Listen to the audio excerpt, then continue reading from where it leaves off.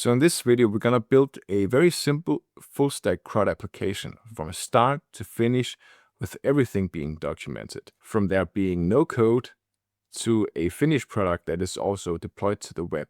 I want to show the entire process in conjunction because a lot of the things that are causing problems is the intersection of technologies. So in and of itself, doing things like model binding or creating forms or sending HTTP requests or using entity framework, they are not in and of itself very hard to learn. But combining all of these technologies and using them in conjunction can be very challenging. So I'm gonna document the process of a very simple CRUD application using C# and React, and then I'm gonna deploy them using Docker. This is Future Alex speaking here, and I can tell you the video is pretty long. So it is advised to use the timestamps that you can find in the description of the video. And also a lot of the snippets that I use, you can find all of the source code in the link to the Git repository. So some of the things you might want to code along, but some of the boilerplate, I recommend you just paste it into your own code base. It is very reusable. A lot of the boilerplate, they are not depending on one particular project. They are general for a lot of these C# and React projects and can be reused across many different business applications. So I happen to have all of my source code in a folder called source on my computer. And in here, I'll just make a folder called to do. So this is just a simple to-do application. And I go into the to-do application, and then I create two folders here, one called server, and then one called clients. So it's a distributed system. There's a dedicated client and a dedicated server application.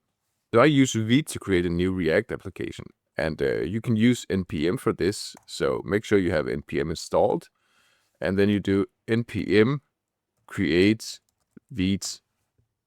And then it's going to ask you a couple questions here.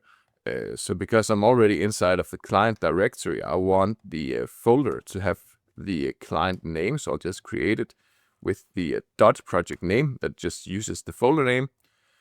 And then I'm going to pick React and Typescript. We now have all of the source code inside of the client directory here. So that's the basics of creating the structure for the client side of the application. And then I'm going to go into the server here. And I'm going to use .NET. So I'll just show you what I have installed here. I have installed version 9 and version 8. And it just defaults to version 9 because it's the newest stable version that I have installed.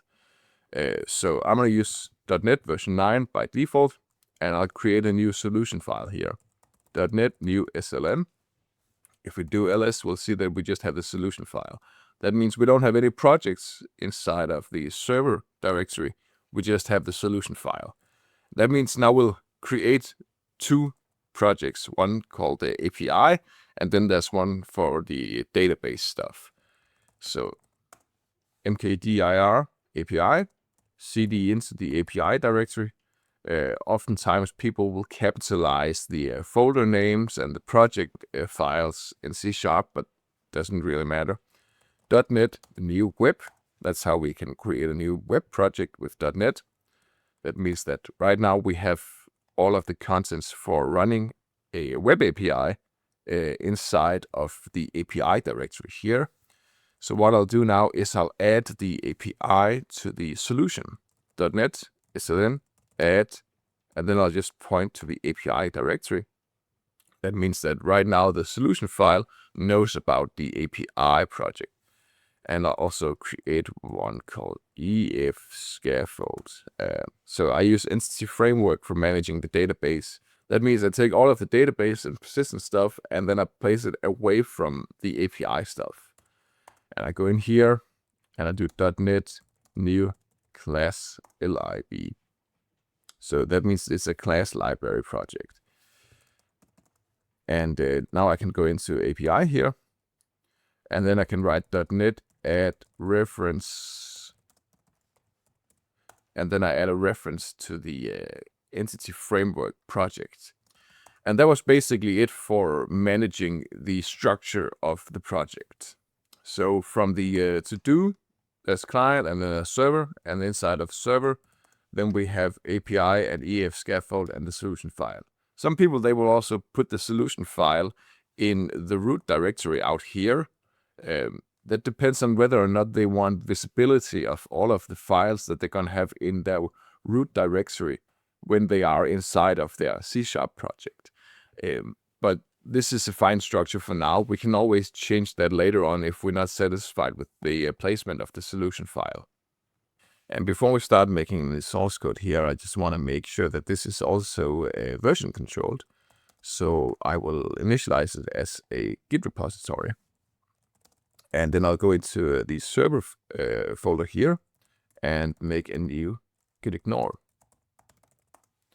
So there already is a git ignore in the client folder, because when you use the Vite CLI, it just makes one for you. So I have one in the client folder and one in the server folder. You can, of course, have as many as you want to. So I'll just make a commit here, git commit structure. And we see that it has committed all of the things that we want and none of the things we don't want, like the bin folder and the object folder and such. So what I'm going to do now is create a new repo on GitHub and just push this existing local repository here. And I'll just make it public. And push the current commits. That means if you go onto GitHub now, onto my user and pick the to-do repository, you will get to this code right here. And I just want to mention that the GH CLI that I use here, which is of course different from the Git CLI, you have to install this one separately. You can also just use the GitHub desktop client or whatever other Git client that you want to use for creating a repository and pushing the local commits to the remote repository. So what we'll do now is we will open up the source code for the server folder in an IDE, and then we'll start editing the source code. So I'll go to the server folder here where I have the solution file, and then I'll write writer and then a dot. And of course, you can also just open up writer manually and then locate the solution file and click on that one. But this is, of course, a little faster if we're already inside of the folder.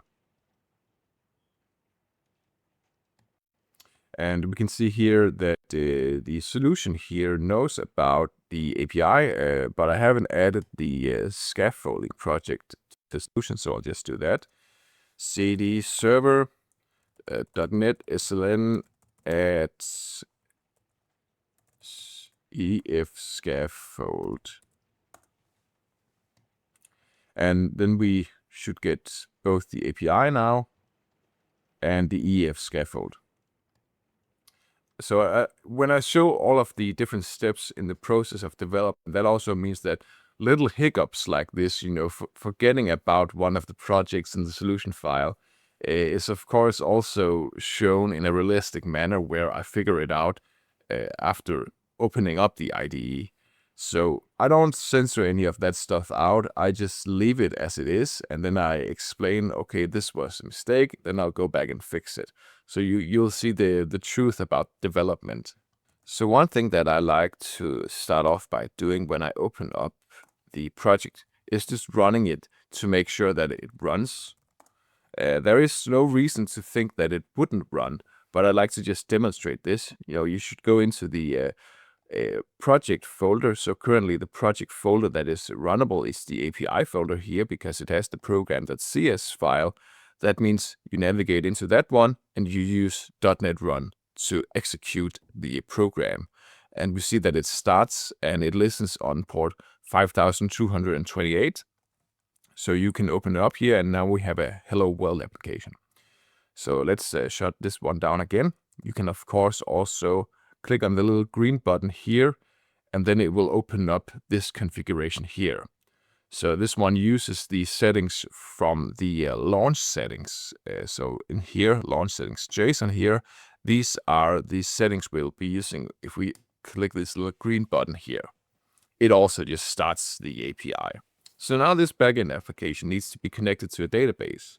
That means, first of all, we need to provision a database, and we need to connect to the database using some connection string.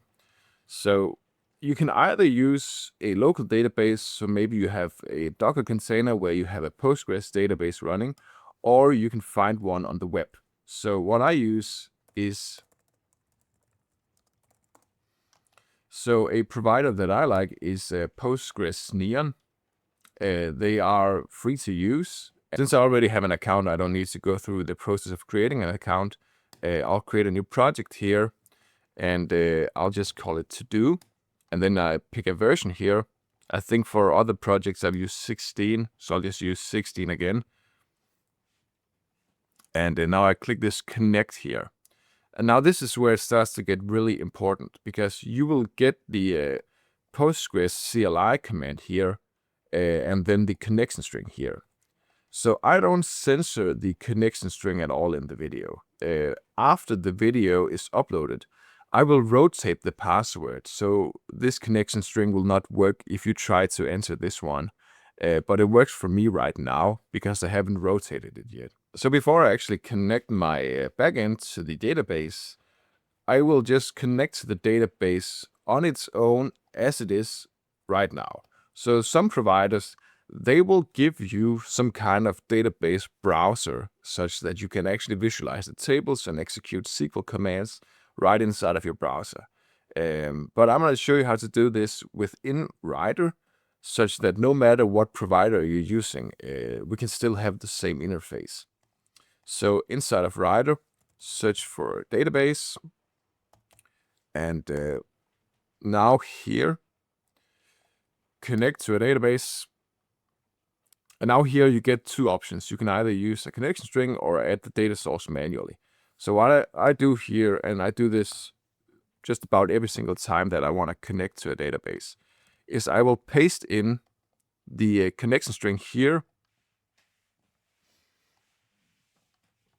So this is how I like to do it. I will keep the connection string right here, and then I will paste the individual parts into this little UI here. So the host name is the first thing we have to locate.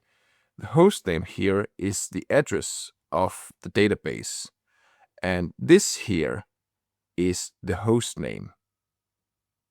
Okay, so just before the database name, this is the database name, and everything before the @ symbol here, this is actually the password. So paste the host name in here. If they don't specify a port name, the port name for Postgres is pretty much always 5432. That's the default port. And now we need to have the user. And the username for Neon is just neondb_owner. And then there is a password here. This is the one that I will rotate after the video is uploaded. And the database name is the one right here. And I just choose to save it forever. Oftentimes this one doesn't actually work, but I just choose to save it forever anyways. And now it will connect to the database. And if you get to this point, it means that the connection is successful. And by default, you should see the public schema here. What I always do is I create a separate schema away from the public schema, and then I try to not touch the public schema at all. So open up a query console here, and now this here is where I write the SQL code. I don't write SQL code in like a different IDE or whatever. Like that, I know some people, they use DataGrip, and that's really nice, but then you need to have many IDEs open, and that becomes annoying. So I just write it right here.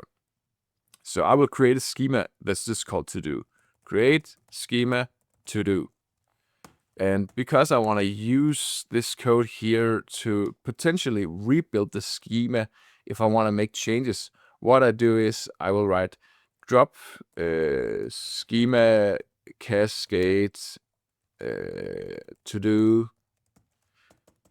if exists. Okay, so it checks if the schema to do exists, and then it will drop it and everything that it contains if not exists. So these two lines here, they are responsible for making sure that I have the same outcome every single time I execute this SQL script.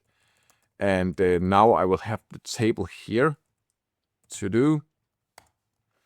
You could call it to do item or whatever, because right now the schema is called to do and the table is also called to do.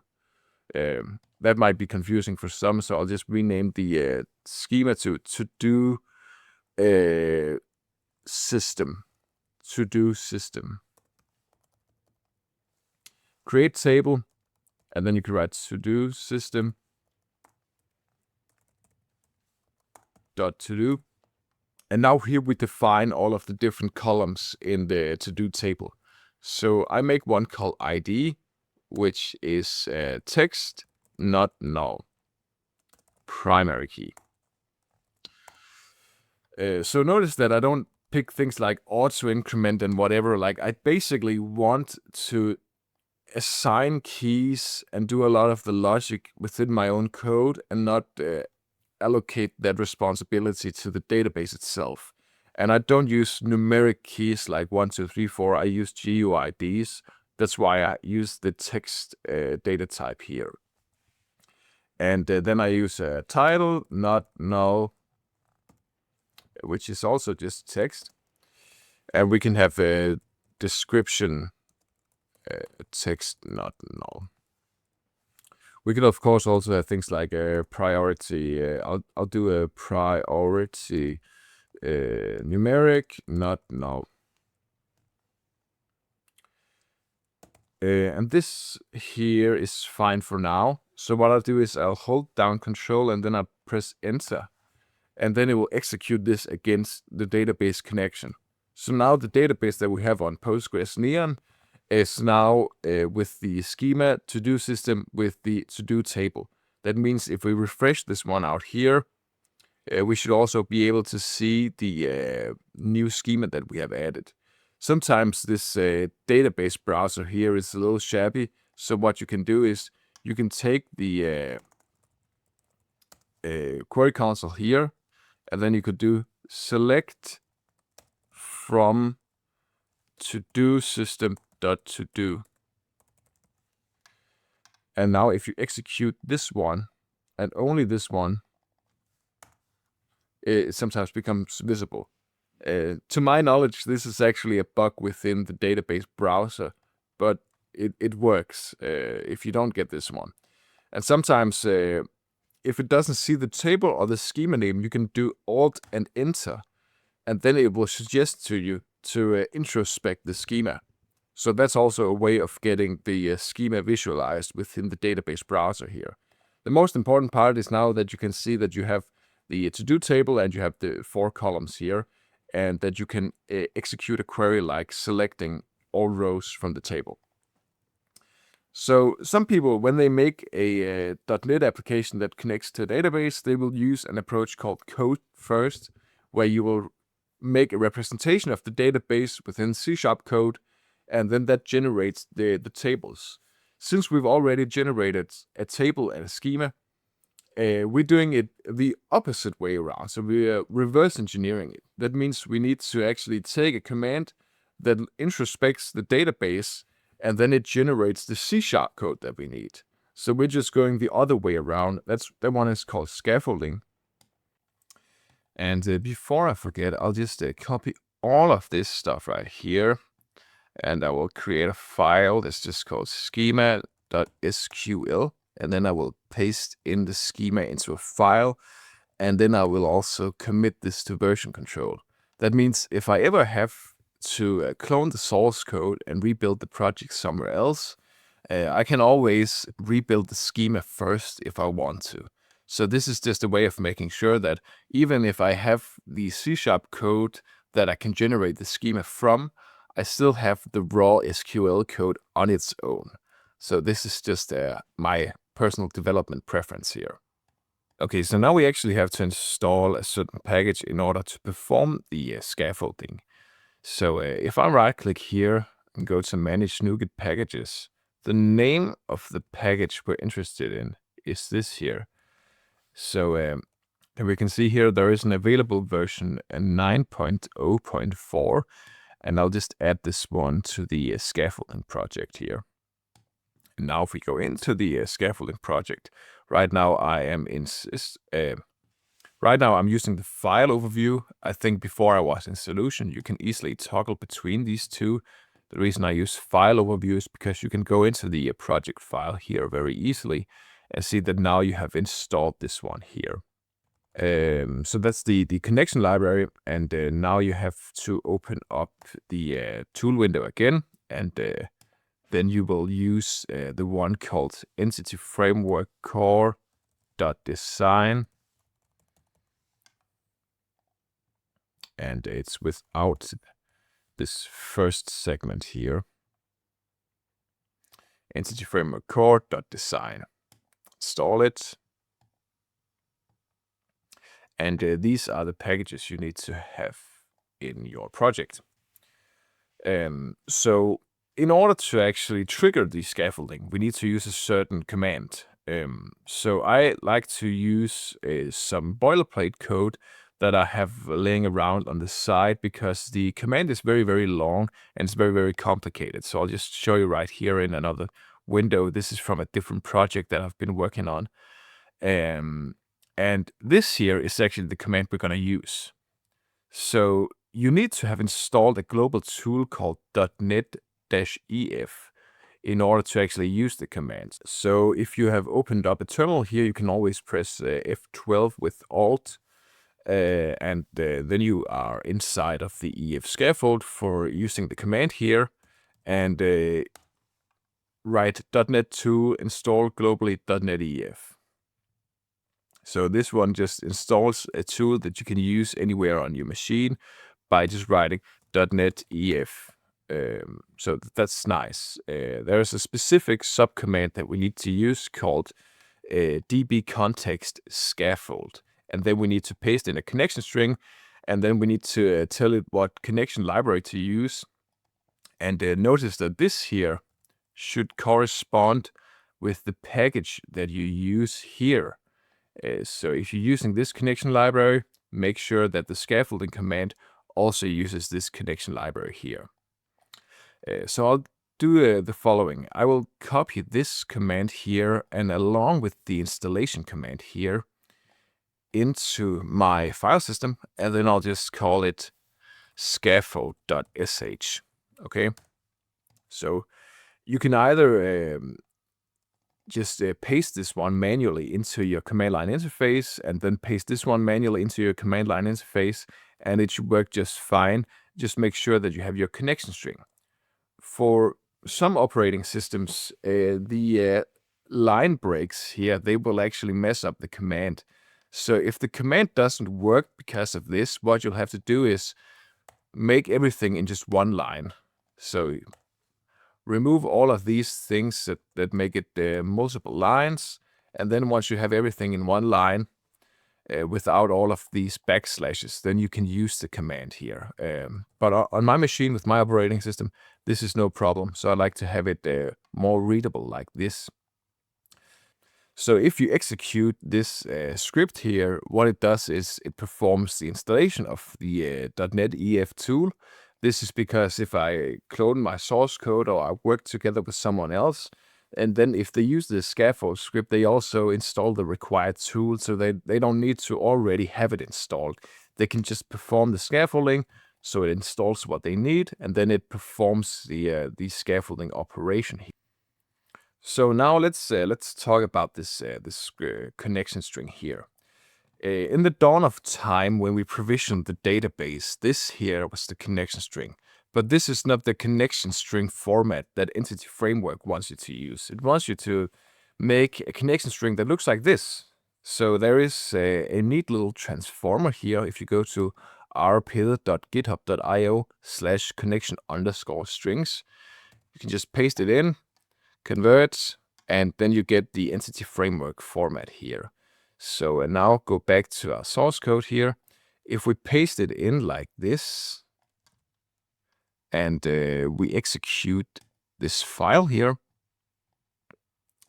So depending on your operating system, you might have to actually just copy it into your command line interface and then execute it. I can just execute the entire file at once. The purpose is the same. You execute the command, and then it performs the scaffolding. And now we can see that we have something called entities here. Currently, we don't get anything outputted, and that's because the scaffolding command here looks at the schema from the other project I was working on, and that one was called tick. So I need to change this one to do system. And now I just fix the compile error, because you actually need to fix all compile errors before you can execute the scaffolding.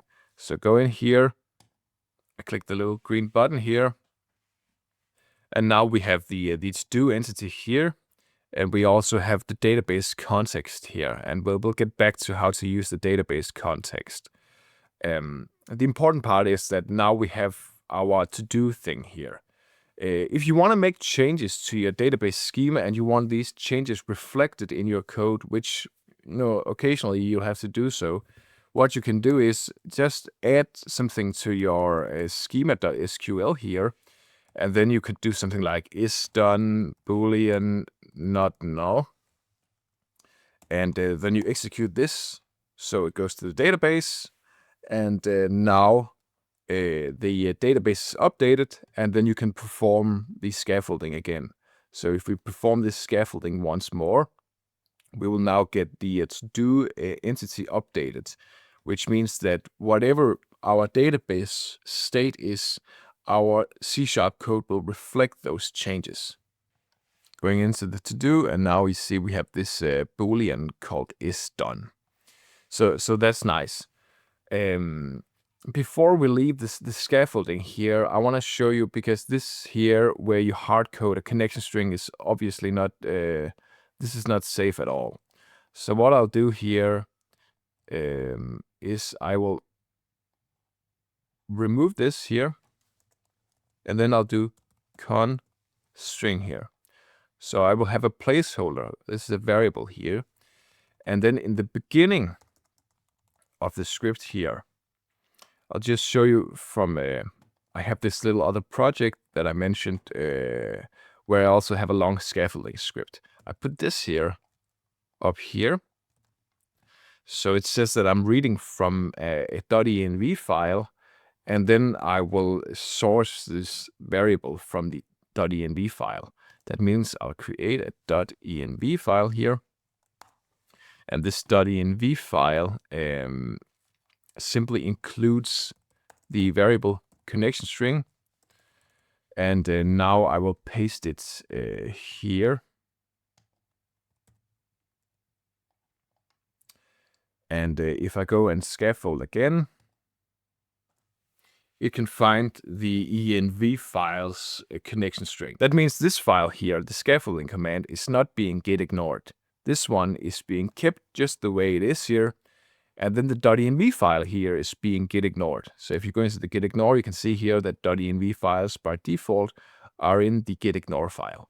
And just as a last note, I want to show that I also have this little middle section here where I rewrite the EF connection string to the URI format. And then I use a Postgres CLI to actually update the database using the schema.sql file.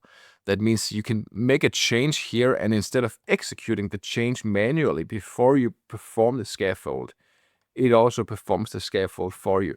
But that it's just a small time saver, and then you have to install this global tool, and maybe you don't want to have to do that. So I'll keep it just the way it is. If you don't have any way of working with the .env files, you'll need a way of putting in the connection string here safely, or just use a local development database that's just localhost, such that you don't push any production connection strings to your Git repository. And because we want to go about this like professional developers, we will gradually make commits. And of course, this source code is also public, and I will share the link in the description of the video, so you can always check the source code. I'll just make a commit here, git commit with message scaffolding. I'll just make sure that I haven't done a git add beforehand in case anything wasn't committed. Git push origin master. And now all of the changes, they are on the remote repository, and we can continue to the next step. And in case there should be any changes in the rest of the directory, I'll also just go out here, and we can see that I also did a change to the solution file. So I'll just commit that as well.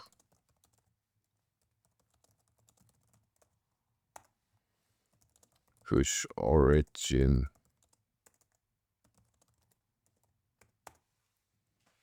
Okay, so what we can do now is actually connect to the database from the API. So I go into Program CS. This is where the database actually, this is where the program starts. And right here between the app variable and the builder variable, I will add an instance of the database context to the web application. So what I will do here is builder services add DB context. And now in the diamond brackets, you have to put the DB context class in. So my DB context, that's the name of our database context, is right here. And it has all of the foreign key constraints and just everything. This is just a C# representation of the database. And back into Program CS, this here actually requires you to put in the connection string. So you could do conf use npg SQL. This is the connection library that we talked about earlier. And this here requires you to put in the connection string. So you could take the same hard-coded connection string as we used before and paste it right here. And that's enough to actually find the instance of the database context later. So right now, when we're just sending a... So right now, if we're just requesting the API on the base address, we'll just get hello world. But what I'm going to do here is I will make a little scope here. And then within these this parenthesis here, I'll write from services. And then I'll write my DB context. And then I'll write my DB context to-dos to list. Okay. This is a way of just taking all of the rows in the to-dos table and then just listing them as these C# objects. So if I say var objects equals, I will see here in the inlay hints that this is a list of the to-do item. So it knows about the to-do entity and it can list all of the rows. Of course, there are no rows right now. So for the sake of demonstration, I'll just create an object. Var my to-do equals new to-do. And we'll just create a description here. Test title, ID, GUID, .new GUID to string. Mentioned before that I like to actually create these random GUIDs myself. Is done. I'll just say false. And priority 5. And then I'll say DB context to-dos add. And then I'll add the to-do item called my to-do. And then I'll do save changes here. And so it will save this object into the to-dos table, and then it will list the to-dos, and then I'll just write return objects. And now I will start the program here. cd server api.net run. And I will open up a browser.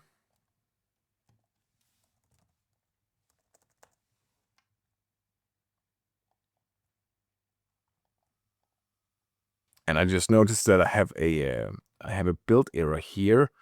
It does complain about the entity framework core. So what I'll do is I'll go into EF scaffold here. I think it's actually the version. So this is 9 07 and this is 904.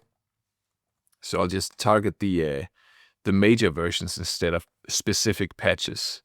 And then I'll try and run it again. And that resolved the build error. 5228. This is where it's serving on. And then it will connect to the database, and then it will create the to-do item, and then it will fetch all of the to-do items. That means if you refresh this again, it'll trigger the endpoint once more, and now there will be 2, because it creates one for every single time. And it's of course always a new random ID that it assigns the object here. So now we have a functional API that can perform CRUD operations using an object relational mapper that interacts with a database on the web. Right now, it doesn't do anything meaningful. But what I like to do is actually deploy this as it is right now. And then when we make changes, we can make gradual deployments such that deployment is not just something we're doing at the end of a long development session. It's something we're doing gradually. So small changes, small deliveries. Okay, so now we have to talk about the connection string here. So just like before, we don't want to commit a raw connection string to our version control. So there are several different ways we can solve this.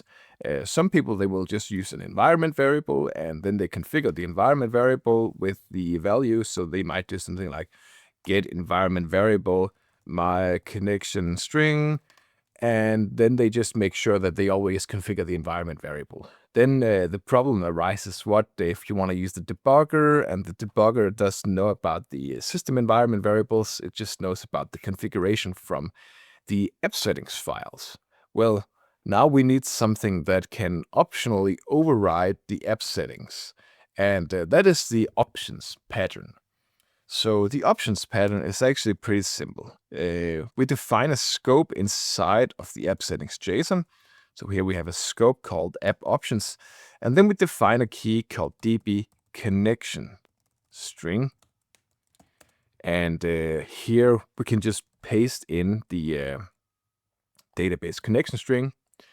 And this here is of course still committed to Git. You can see this file here, it has this little blue tint to the characters here in the IDE.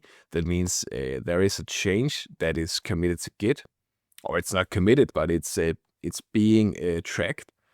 That means that if you want to use the app settings JSON file and you want to put the value of the connection string there, you have to make sure that this one is being Git ignored. So what you should do is use a certain command. I have it right here in my clipboard. Open up the terminal, and then I will put in the file name, app settings JSON here. So app settings JSON is no longer being tracked. And I also go into the git ignore file and make sure it says app settings right here. I have actually added this line here just before I started recording. That's why it says app settings JSON here. So make sure that this one here has this little yellow tint, so it is not being tracked.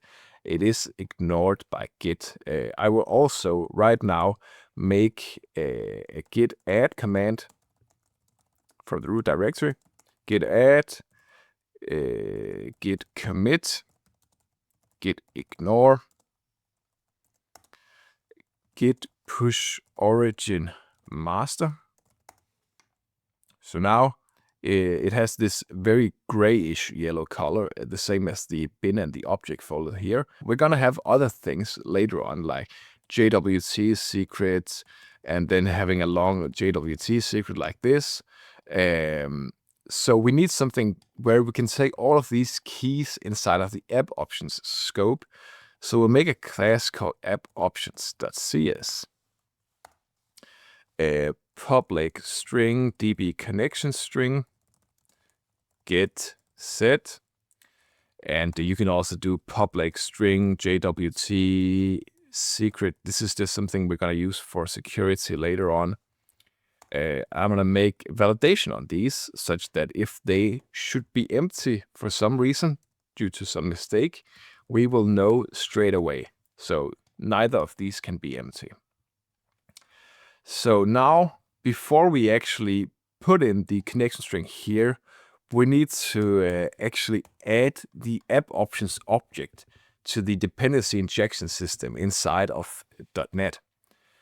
So just like the other times where we had some kind of boilerplate laying around, I have something called add app options inside of a file from a different project, options.cs. And this one you can just put in straight away. There's a using statement here I'll just delete. But everything in this file is perfectly copyable. It just needs you to have some kind of class called app options, and then it can bind the app settings JSON. So the thing we have right here to the class. I'll just put a comma here. I forgot to do that. And now we will invoke that. So var app options, builder services, add app options. And now we will put in builder configuration here. So this app options is like is an object representation. That means we can take the app options here, and then we can take the database connection string. So the reason why this approach is so fancy is because other places in your application where you're using the dependency injection system, just like here, we can also find the app options from the services. If you do from services and write I options monitor and put in app options here and give it a name, options monitor, then inside of endpoints like this, you could take the options monitor variable, and then you can get the current value of the JWT secret or the database connection string or whatever. So the way it works is the application starts, and then it finds the database connection string from in here. And if you have configured an environment variable that starts with app options, uppercase, and 2 underscores, then you can optionally override it. So what I'll just demonstrate this here. I will print to the console JSON serialize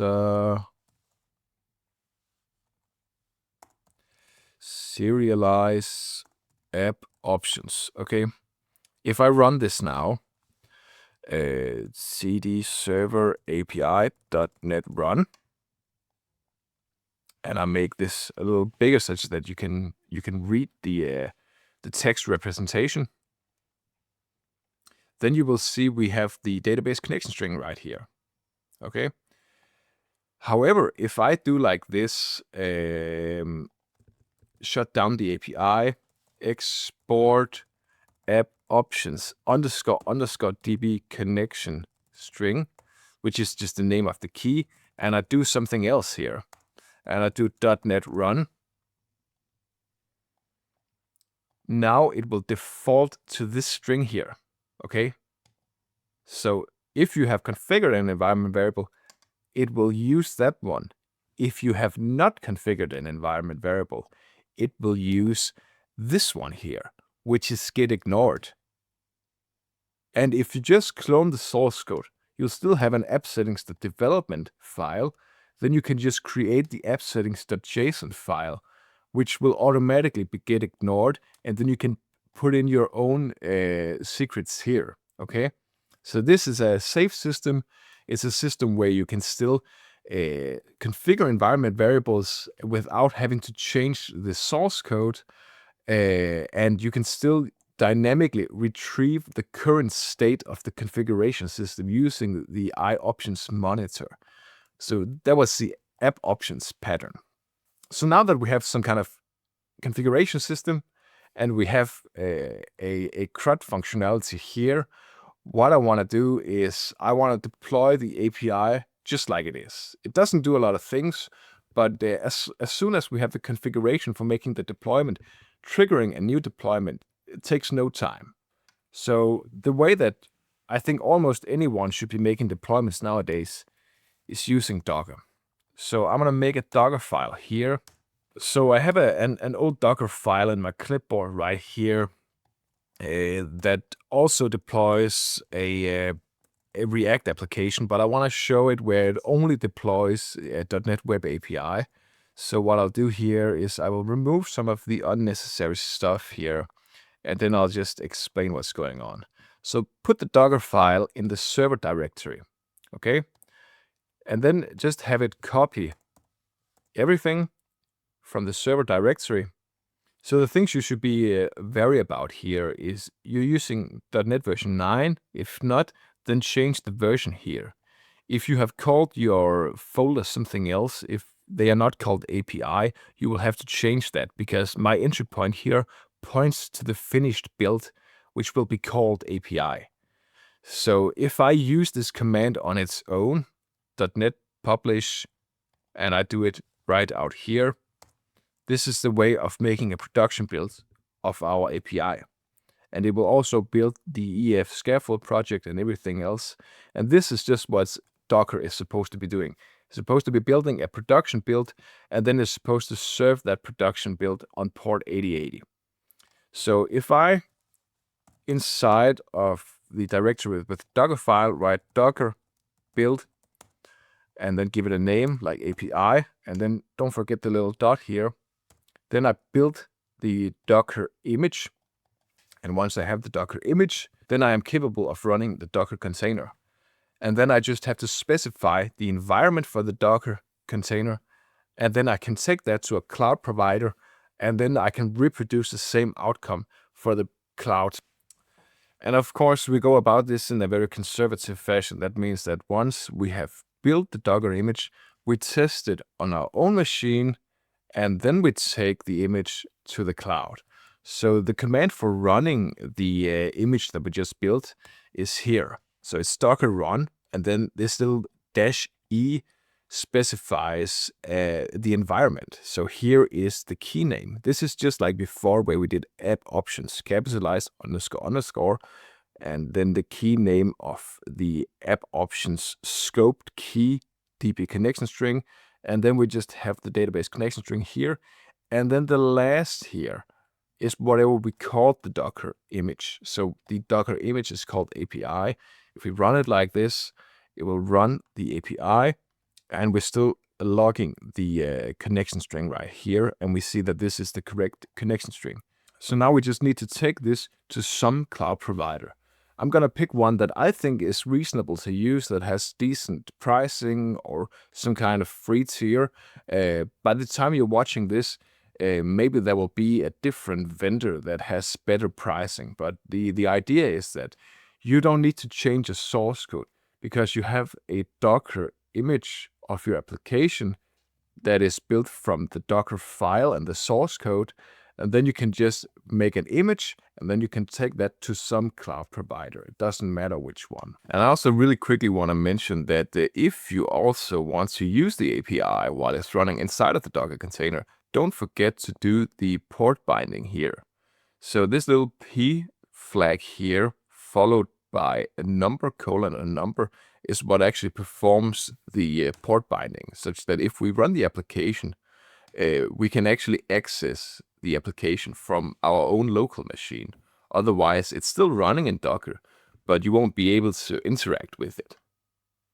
So the cloud provider that I'm using is the one called fly.io. You can create an account for free, but in order to actually get started deploying, you will need to add some kind of credit card. But the way the pricing works is that if you're spending less than $5 per month, then they don't charge anything. And because these Docker deployments, they will shut down when they're not in usage. That means unless you have constant usage of your application, you're not going to go above $5. I actually think the maximum that you can get using the very low resource option is $7 a month. So even with constant usage, it's not going to be very expensive. But trust me, your demo application is not going to get constant usage. So this is just a way of testing your Docker deployment for free. But yeah, you do need to add your credit card details in order to do the next step here. So they have a command line interface that's just called Fly, and you need to install this one. So Fly CLI, if you just Google Fly CLI and you go to the documentation, then they have installation instructions for all major operating systems here. So you install the command line interface, you sign in with your account, and then you can get started provisioning. So if you want to configure one from start, you can just use the one called flyctl launch. And then it sees that you have a Docker file. So you should be in the same directory as your Docker file. And then it will just give you a default configuration here that is pretty sensible. So you can just say yes or no, depending on whether or not you think this is reasonable.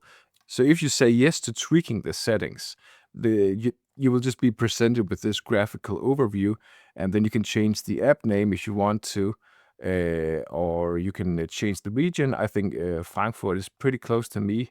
Pick port 8080. Because our Docker configuration is also using port 8080. You can use the very, very low resource option for this one. So I had checked, and I have been able to get the memory below 256 megabytes for my applications. I don't configure any of this, and I just confirm it like this. And now we go back here. And it will ask you if you want to do a Docker ignore. I just say yes. So once you've done the Fly launch, you will get this TOML file here. So this is just a markup file that is representing the current configuration. So there is the region, and then there is the port and all of the other configurations we have. This one should also be version controlled, which means that by now you can just do a git add, git commit, deployment, git push origin master. And now we also have committed the TOML file for the configuration for the cloud service that we're using. And we are ready to do deployments whenever we feel like it. There is one last step, however, and that is we have to provision it with the environment variable for the database. So this one is pretty easy. It's just fly secrets set app options __ db connection string equals, and then you put in the db connection string like this. And by the way, you have to do this somewhere where the TOML file is. And right now we're inside of the to-do folder. So I'll just cd into server where the TOML file is. And then I will do fly secret set, and then the key name, and then the database connection string. And it will tell us that it is updating the application. And it has now updated the application. You can always trigger another deployment. Let's say that we have modified the source code. So now it says the app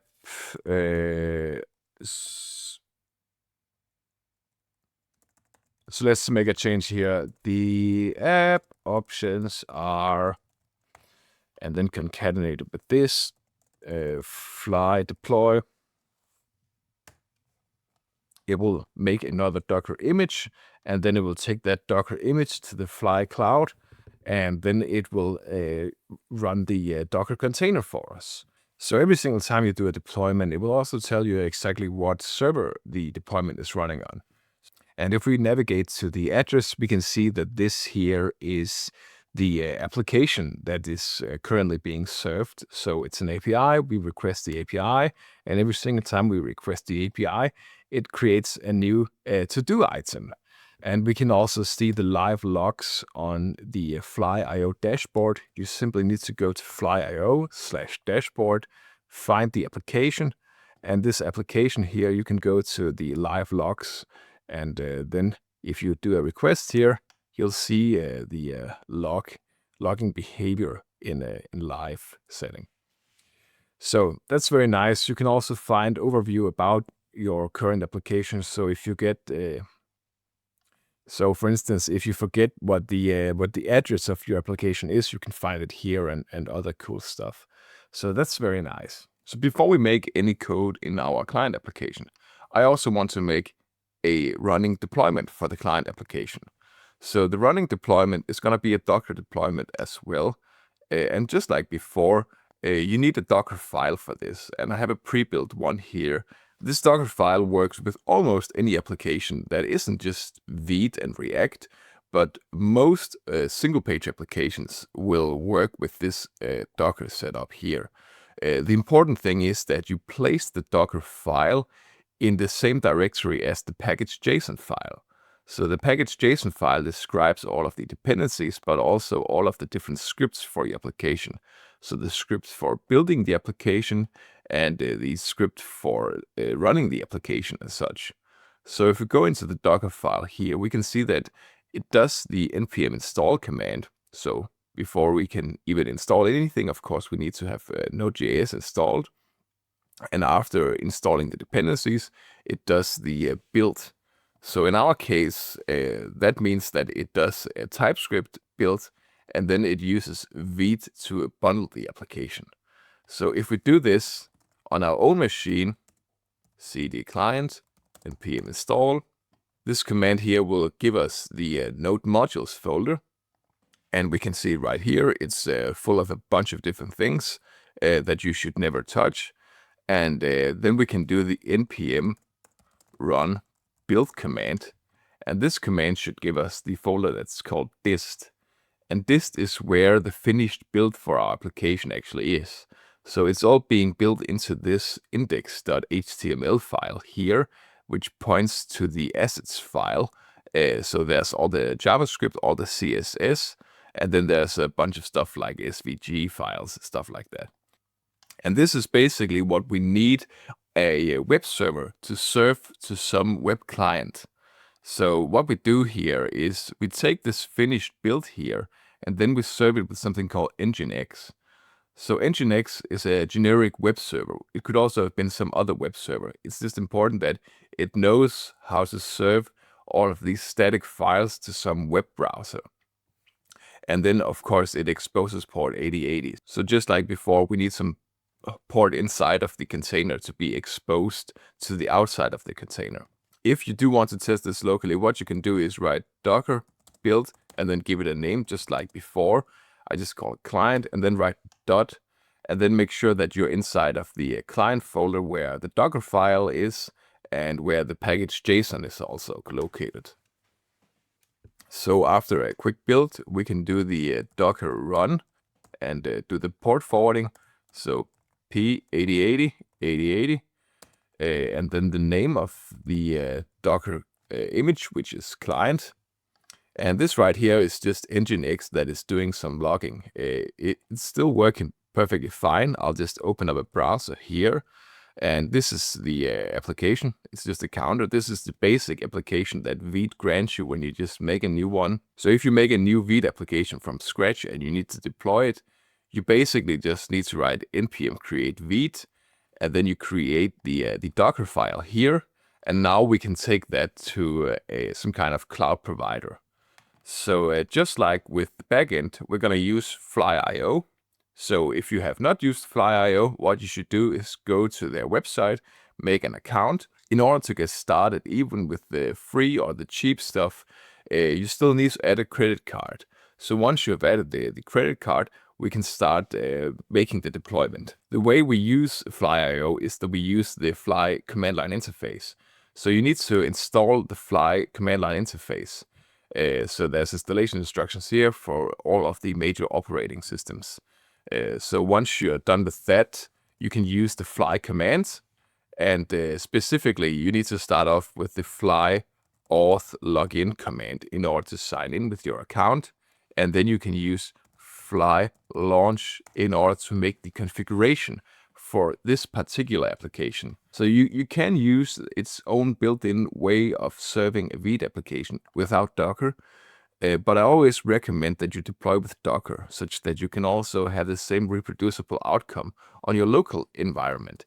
So what you can do in order to force it to use the Docker file is write fly launch -- Docker file, and now we need to point to the Docker file from where the TOML file will be created.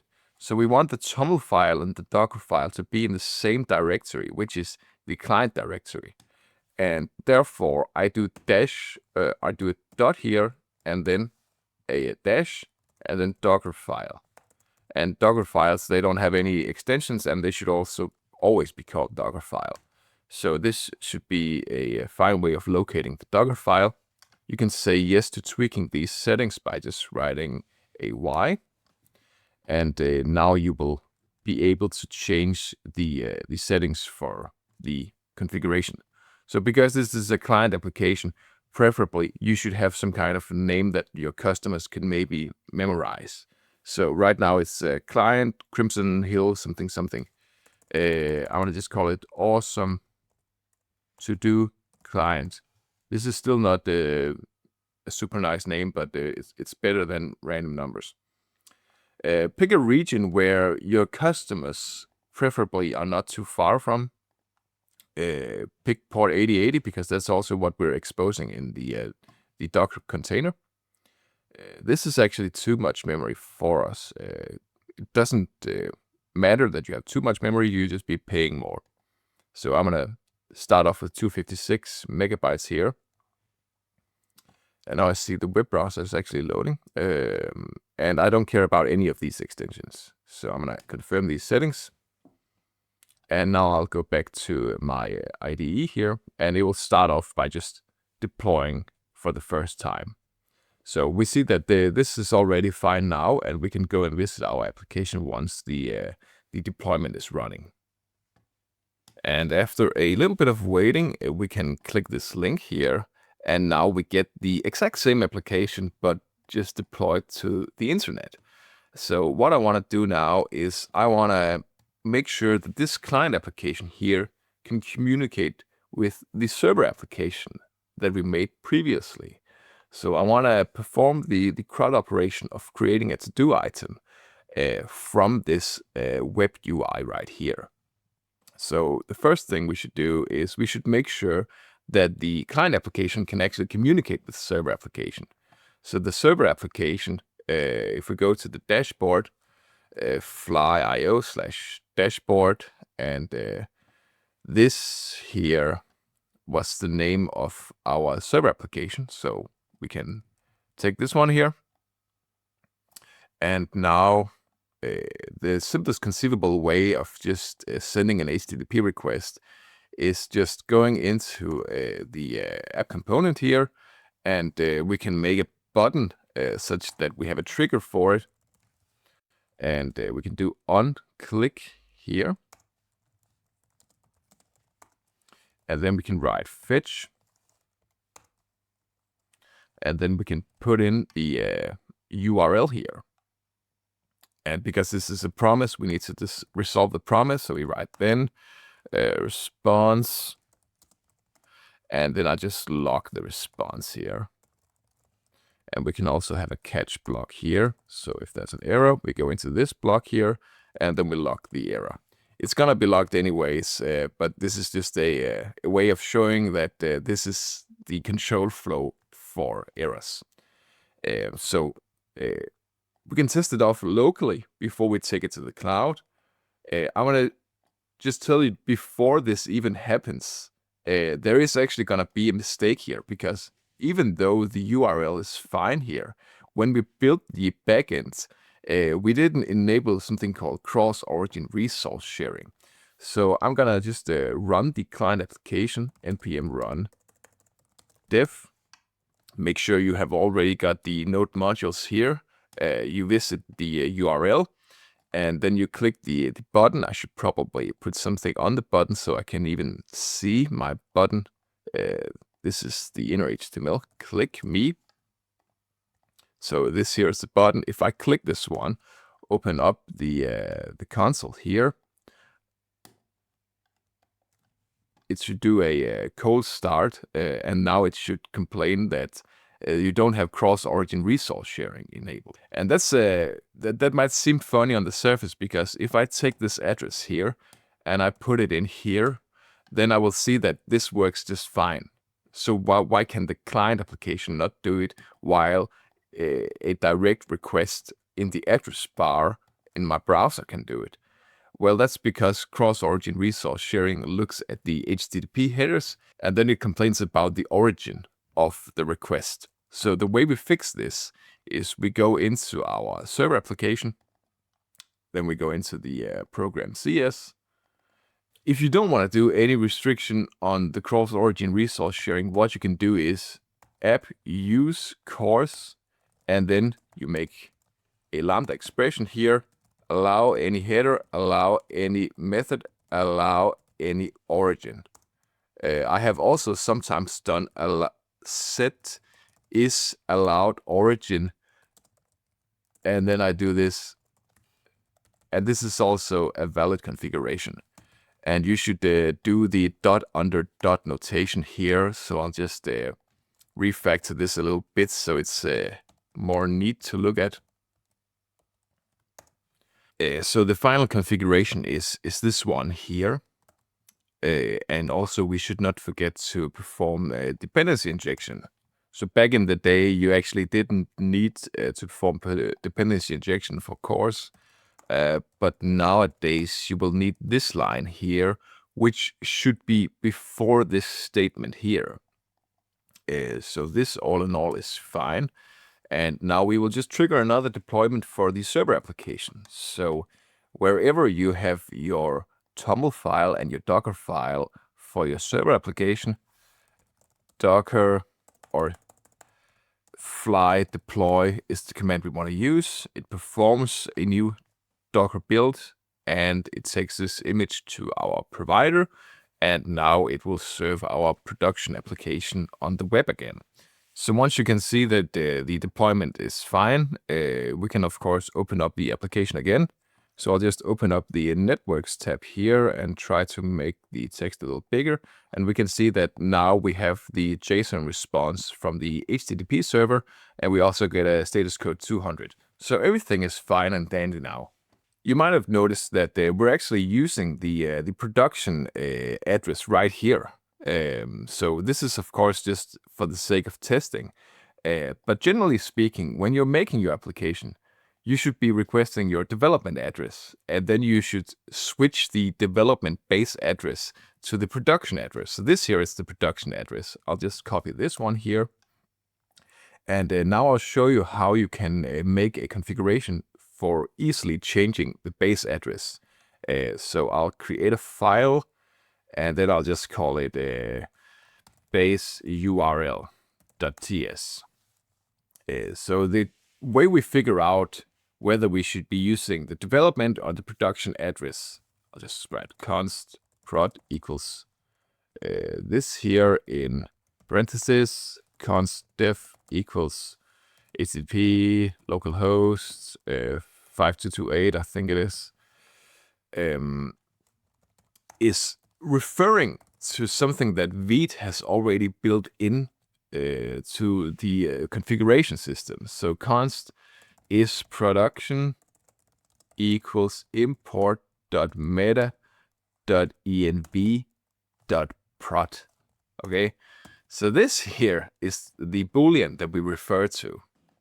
So I'll make another const here, const final URL equals is production question mark prod colon def. Okay, this here is the one we're referring to. So I'll write export const final URL, and then the different places we need to use this in our application, we can just take this and then we concatenate the relative addresses onto that one. So here I will just write final URL, and then if the endpoint was like todos, this is what we would do. So if you run this application with npm run dev, you will get localhost port 5228. If you run it with the preview or the production build or whatever you want to use, like what you deploy to the cloud, you will use the cloud address. So I'll just do npm run dev inside of a client folder now, npm run dev, just such that we can see that it attempts to go to localhost port 5228. I don't think it's running, but we can see that it is requesting to the 5228 here. And then we can do another deployment of the client application with fly deploy.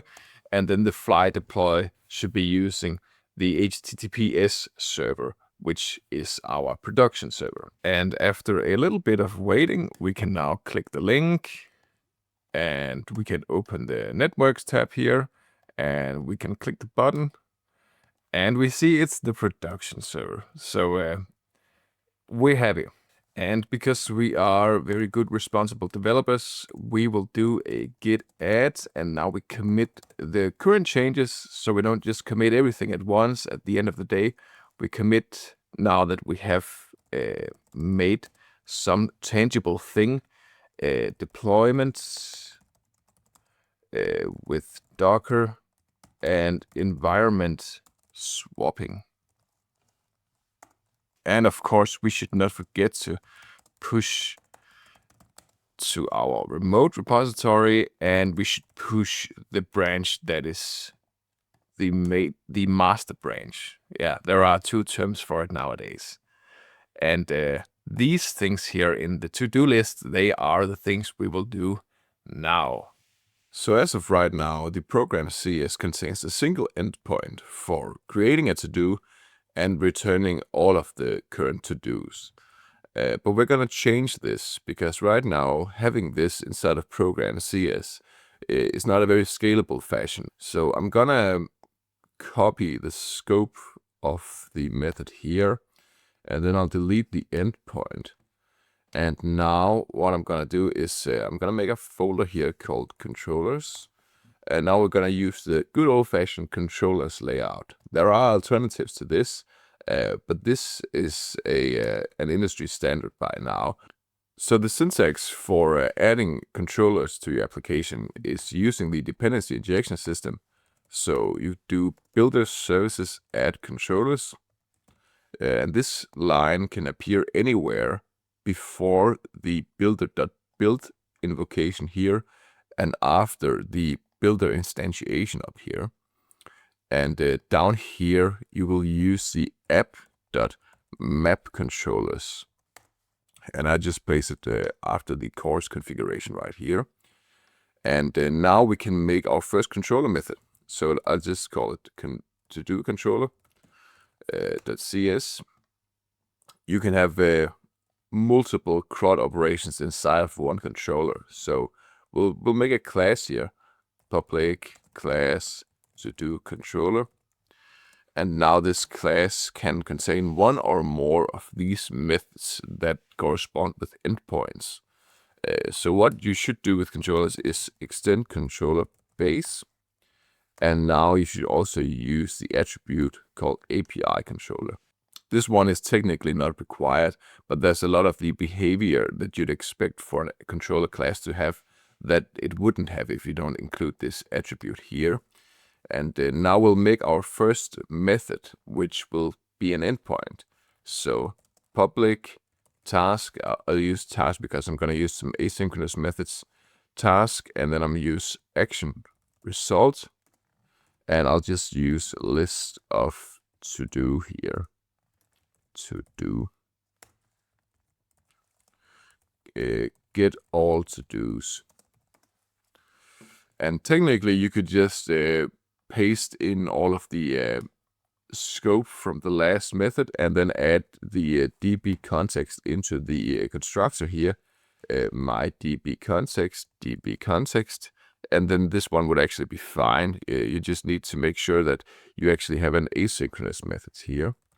Otherwise, it's going to complain that this is not returning a task. So this right now is actually the equivalent of what we just did before. But I'd like to split this one into two different distinct methods. So one for creating a to-do and one for just getting all of them. So we'll remove this one here. And now this is actually fine. We're gonna refactor this later, but this is technically a fine method for just getting all of its do's.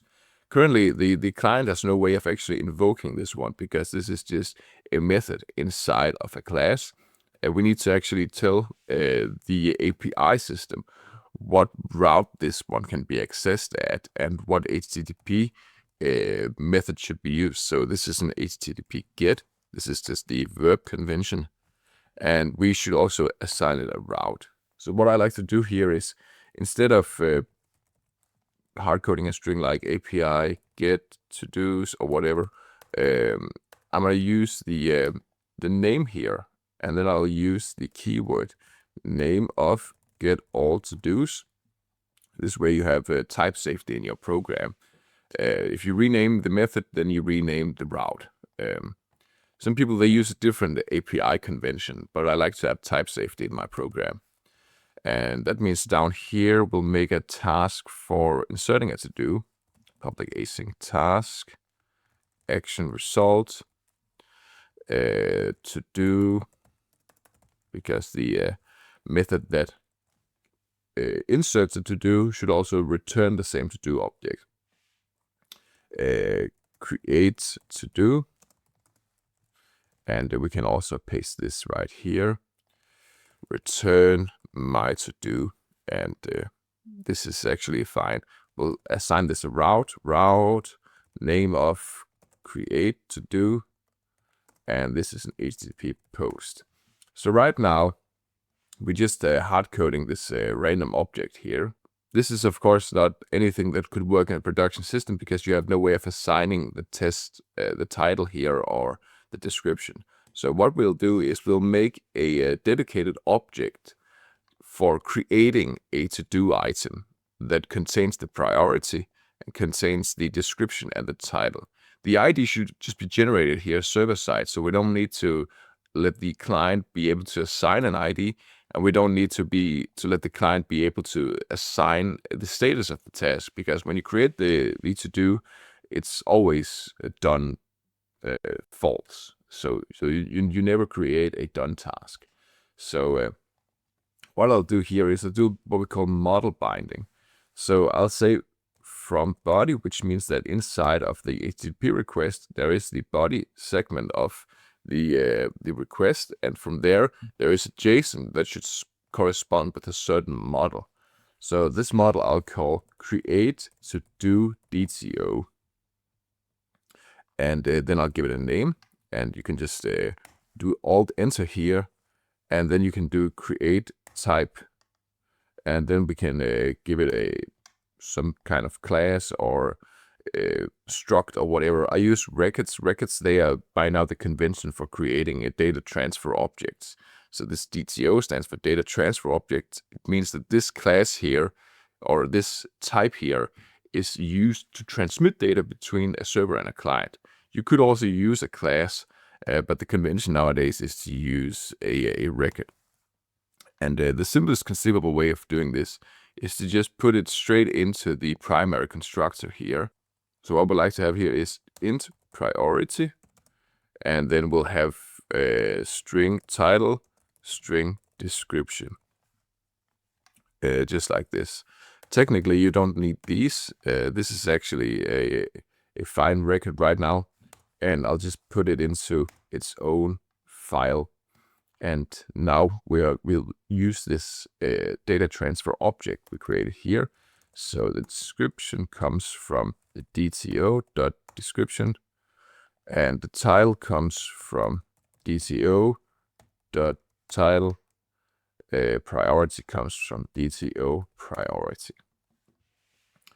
And now this one is fine. When we're returning it, it actually returns a to-do object. So we don't have a return data transfer object. We're just using the entity for that. This is for this purpose, it's still fine. You can actually run this right now and use these endpoints. But one thing I'd like to do is create a documentation page for our application. That way we can use the documentation page to interact with these two endpoints here. So when we're performing the CRUD operation, we don't need to just use the address bar in the browser. So there is a package we need to install before we can use the library. And this one is called NSwag.ASP.NET Core. Some people, they use something called Swashbuckle. That's kind of an old-fashioned approach to doing the same thing. But if you just install the NSwag.ASP.NET Core into your API project, such that you can see it in here, we can start adding the documentation system to our application. So it's very straightforward. You use the same dependency injection as before, build a service, and then you do add OpenAPI document. And now down here in the application phase, you do app, and then you do use OpenAPI, and then you use app.use Swagger UI. So Swagger is also just a common term used for the visual user interface that is using the OpenAPI standard in order to make a visual user interface. And I'll just show you how it looks right now. .NET run within the API folder. And now it's going to serve on port 5228, just like before. And by default, if you just go to 5228, we don't have anything on that route. You need to add /swagger. And now we get to the documentation page. So how it works is you have made a controller class with some controller methods. And these controller methods, they have some signatures. And these signatures are being inspected by NSwag, such that it knows that you will be returning a certain object upon using a certain route. Okay, so if we go into the controller class here, this is the signature of your method. It indicates that you're returning an action result and a certain object here. That means that NSwag knows that this is the signature to use. It also knows that this is the route to use. It also knows that this is the HTTP verb to use. That means it knows exactly how to document your API based on your C# code. That's why when you open up this page, it knows exactly where to direct the request. You don't need to use some kind of address bar or memorize your routes or whatever. It knows exactly what to do here. And it knows exactly what the return type is here. And now we can actually perform the distinct create to do where we inject our own data into the request body. So this here, it knows that this is using the create to do DTO.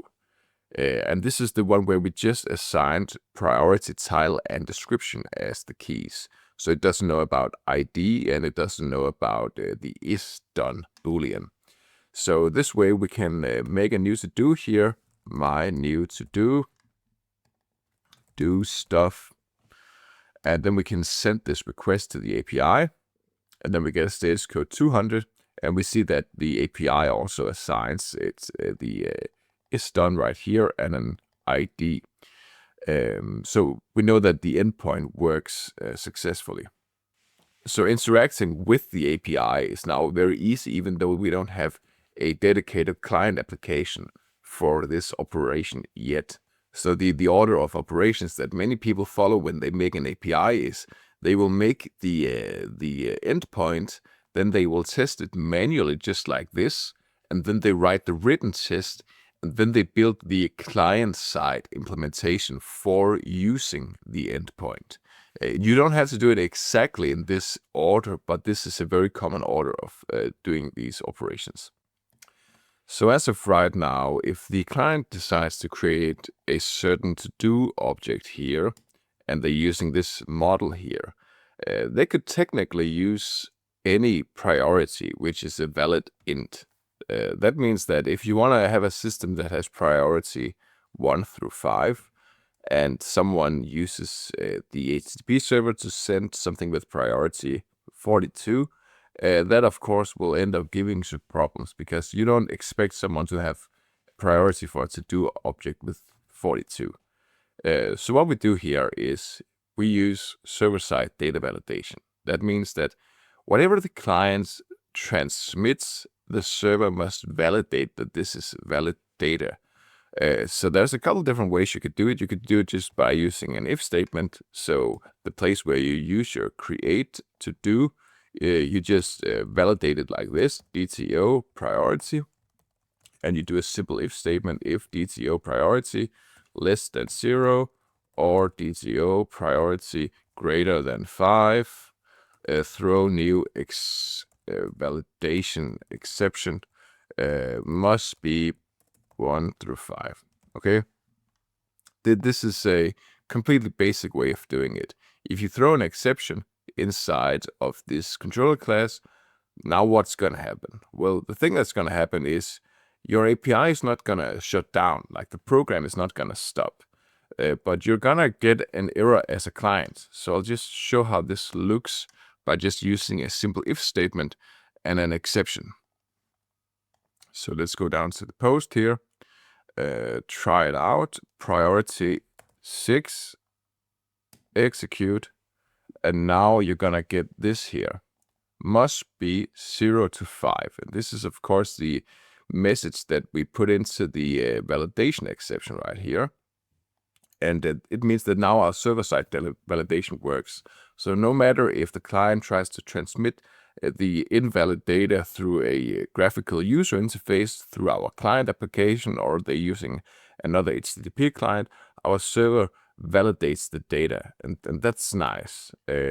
However, right now, returning this kind of like this is just like a long stack trace with all kinds of information that the client should not care about. It's only the sentence here that actually makes sense for the user. So what we're gonna do now is we'll make an exception handler, and we'll make sure that the exception handler takes the exception, and then it formats a nice HTTP response to the client that is always uniform. So it uses a certain data transfer object, and the client can expect a certain message upon some exception. So what we'll do is we'll create a file, and I'll just call the file global exception handler. And we will extend the I exception handler. And now it tells us that we must implement all of the missing members. And we can see here that we have a signature that returns value task Boolean as a generic. So what you can do here is just write return true, and then here declare that this is an asynchronous function. And now the goal is that we must produce an HTTP response body upon some exception that's happening in our system. So if we just inspect the signature here, we can see that the method knows about the exception. It knows about the HTTP context. There's also something called cancellation token here. We're not going to use it for now. But the way that you write to the HTTP response body is actually taking the HTTP context response, and then you do write as JSON async. And this write as JSON async can take in an object, and this object here will just be the response body. So if you make some kind of anonymous object like my key, my value, this here will be the response upon triggering this global exception handler. Right now we see the class is not in usage. So before I forget, I'll just go in here, and then I will enable the global exception handler. So just like before, we need to add it to the dependency injection system, builder services, add exception handler, and then we use the one with the diamond brackets here, and then we put in global exception handler. And now down in the application phase here, we need to actually enable the global exception handler. And you can do this in the beginning of the application phase right here, app use exception handler. And it knows that we're using the global exception handler. So I'll just test this right now. And just like a lot of other configuration stuff, there is, of course, other things we need to set up. So it says here that we must configure problem details as well. So I'll add here, builder services, add problem details. And now I'll try and execute the program again. .NET run.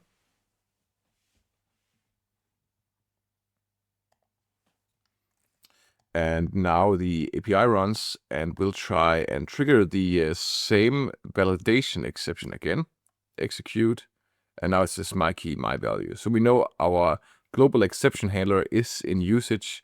So the configuration was add problem details, add exception handler, put in your exception handler here, and then down here in the beginning of the application phase, call the use exception handler. And now we'll make an exception handler that is actually valuable to use. This one is an asynchronous call.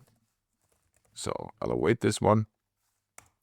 And now we'll create something called a problem details object. That's the convention to use when you return problems to your clients.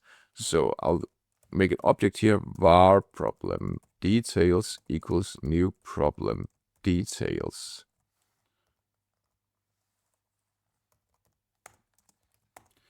And these are the properties that you get to have. You see all of these, they are optional. Right now, the important one here is title. So I'll take the exception.message. You could make it more verbose by saying detail equals exception.innerException.message. It depends on how much you want to tell the client. And that also depends on how you actually handle exception on a local scale. So let's say you perform some kind of database operation, then you might want to wrap that one in a try-catch block, and then inside of the catch block, throw a new exception, such that you are suppressing the database exception and still logging that one to the console, such that the developer can see the database exception, and then returning a new exception to the client that might be friendly for the client. But this is a very simple implementation of a global exception handler where you're returning details about the exception. So without going too much into depth with how you should be returning exceptions, this is how I would do it in a very simple application that does not make distinctions between a production and a development environment. So be wary that this one will return all exceptions to the client. That means exceptions that leak information about the internal structure of your application, such as database schemas or whatever. They should, of course, not be handled by the global exception handler. But this is just to show how you can make a global exception handler and how you can add it to the web application.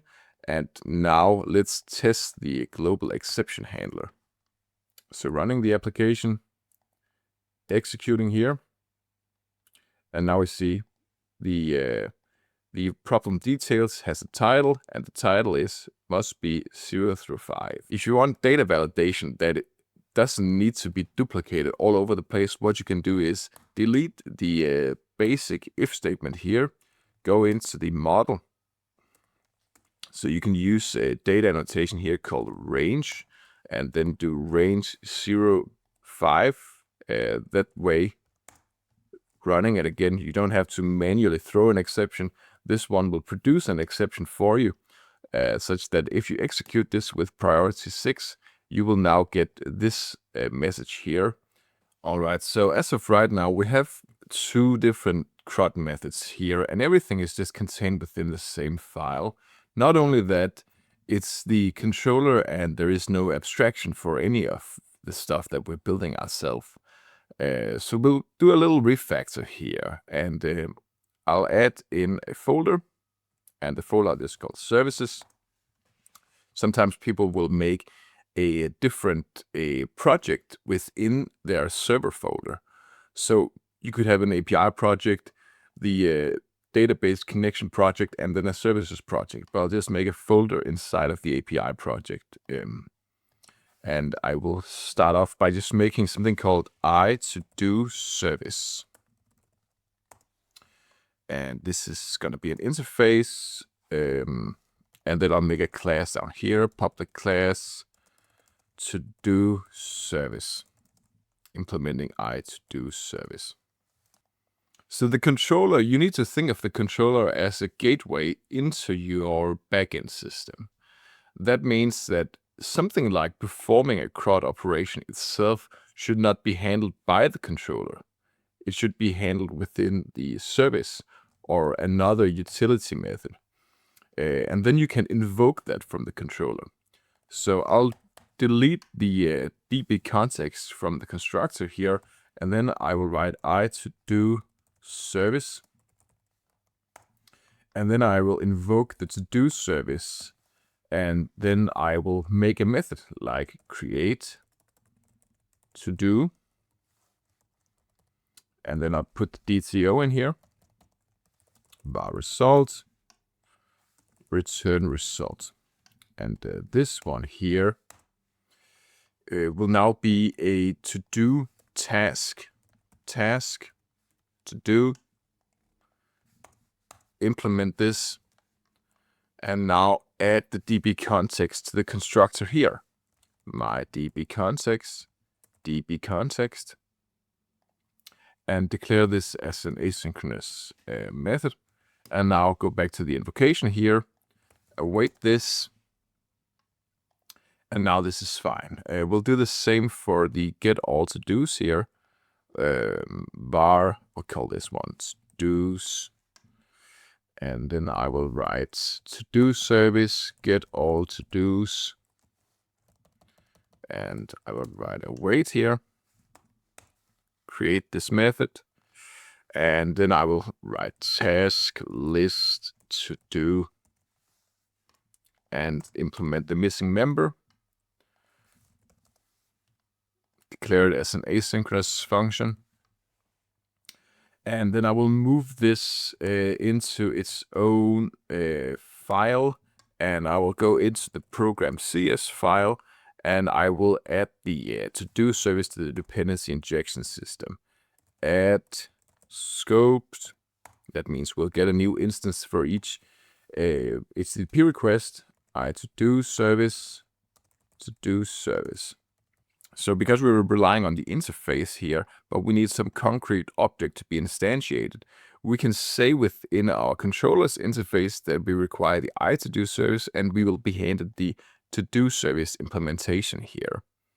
So this one does not know about the concrete implementation. It knows about the interface, and the interface has the signature that it requires in order to invoke the method.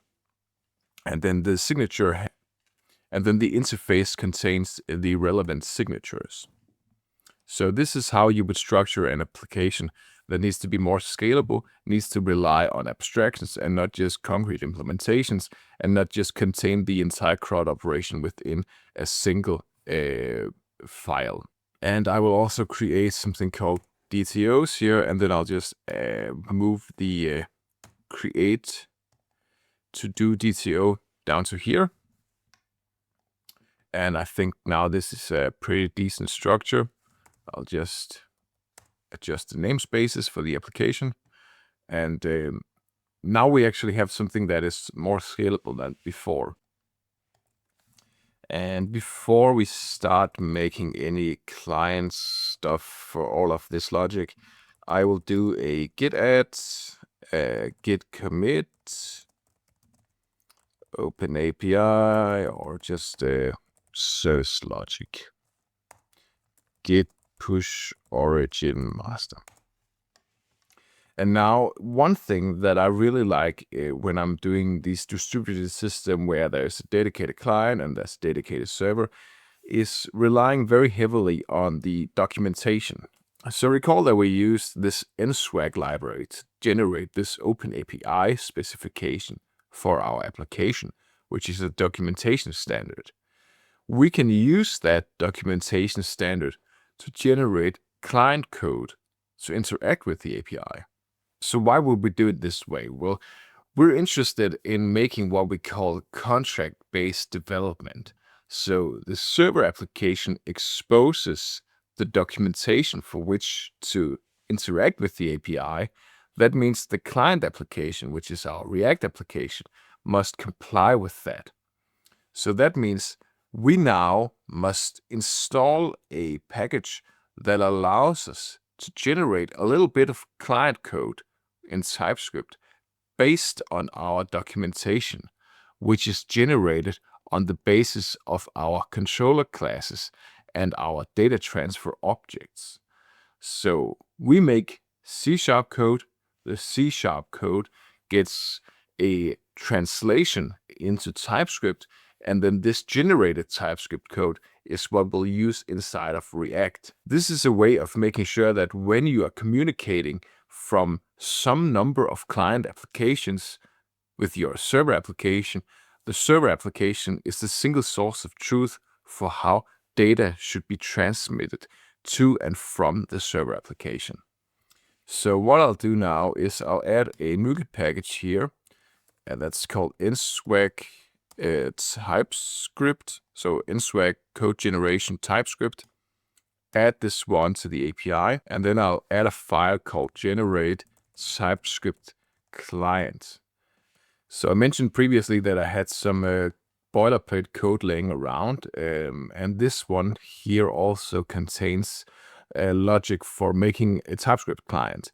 So I'll paste this in here, and I will delete some of this code here because there's also some C# client that I used for testing. So I'll delete the C# client's code, and then I will explain the rest of it. Yes, and there are a couple of so there's a bunch of comments here. I'll just delete it to make this more condensed. The important thing here is we're looking for our documentation page. So the OpenAPI documentation page knows exactly what our API is doing. That's how it builds the Swagger page. And now we need it to also make a TypeScript client. And then there are some preferences here. These are just my default preferences that I like to have in my TypeScript clients. So it writes a new file to the file system. And up here in the signature, it says path. So when we invoke this one in the beginning of the application in program CS, we must tell the TypeScript client generator where it should put the TypeScript file with all of the methods that we're going to use to interact with our API. And I'll just rename file, and then I'll go into program CS. So when we're actually using it, we need to invoke it as an extension method on the web application instance here. Generate API clients from OpenAPI, and then we give it a path, and this path should be the relative path from the API directory to wherever we want the TypeScript file to be. So we go one step back, that means it puts us into the server directory, one step back more, and then we go into client, and then we go into source, and then we can give it a name. So generated ts client.ts, and right here it's just gonna color it yellow because this is an asynchronous method call. We'll just await this expression here, and we'll give it a semicolon, and then we will run the application once more, and then we'll check that we can actually see the generated TypeScript file here. It's maybe gonna take just a little while before it's visible in the file structure here.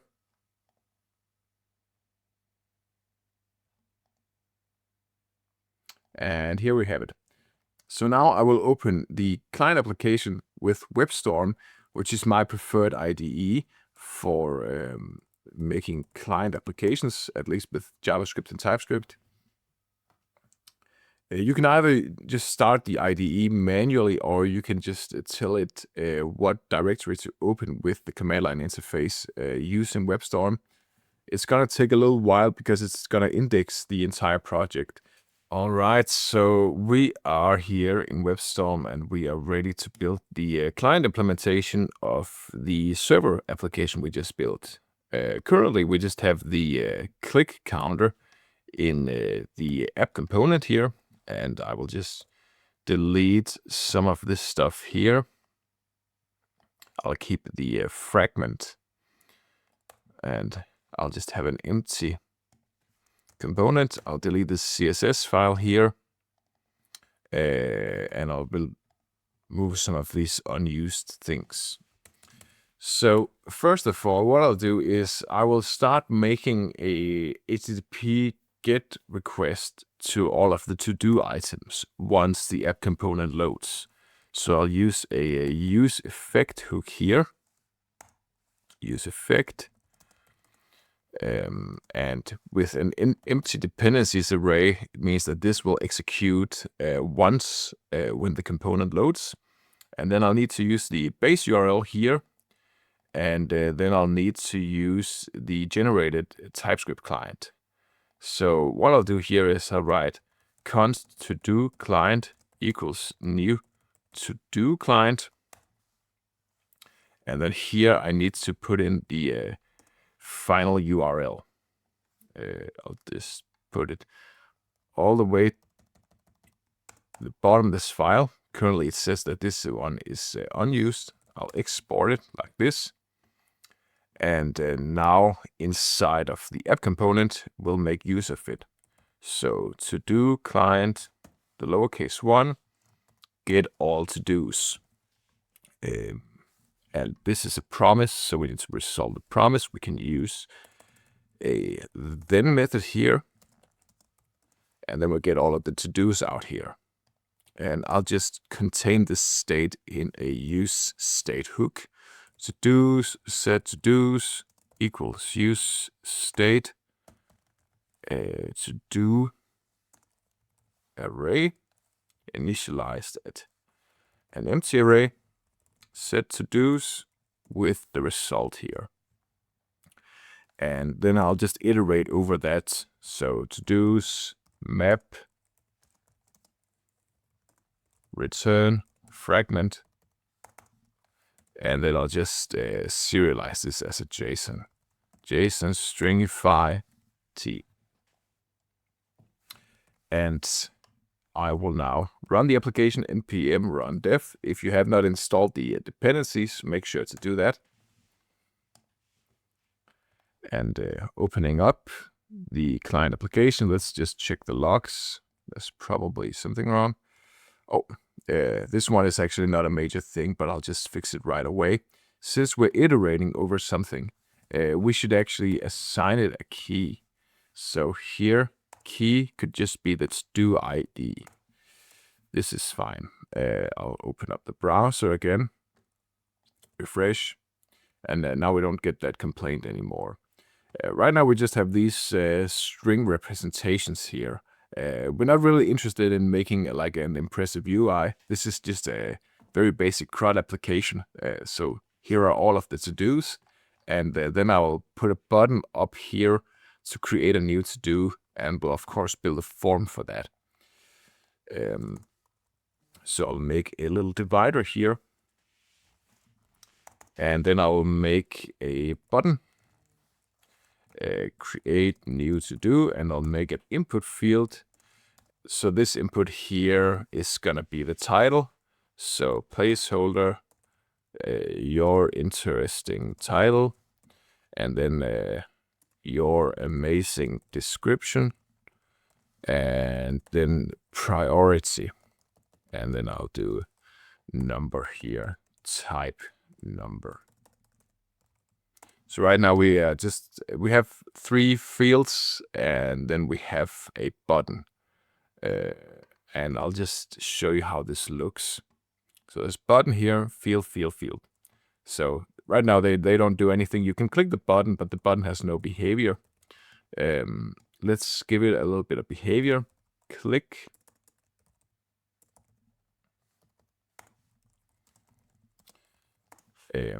Let's try and just log the current state. So we will make a form for the CRUD operation here. Const my form set my form equals use state, and here we can actually just use the existing model that we have inside of the generated TypeScript client, because it knows about our create to do DTO, and we can just initialize all of these different properties. And I'll give the priority some default priority here. Let's bind these input fields to the actual to-do form, my form.title, value my form.description, value my form.priority. And here I'll just log the my form. So now we have a nice type-safe two-way binded form between these input fields and this hook here.